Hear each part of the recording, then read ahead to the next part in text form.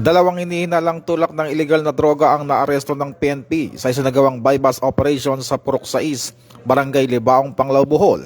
Ayon sa ulat, nagsagawa ng anti-illegal drug operation ng mga tauhan ng Panglao Municipal Police Station at ng Provincial Drug Enforcement Unit ng Bohol Police Provincial Office. Sa operasyon, nasamsamang humigit kumulang 1,296.4 gramo ng hinihinalang shabu na tinatayang nagkakalaga ng mahigit 8 milyong piso.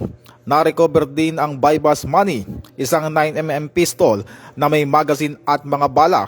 Agad na naaresto ang dalawang sospek at kasalukuyang nasa kustodiya ng Panglao Municipal Police Station para sa tamang disposisyon at pagkasampa ng kaukulang kaso.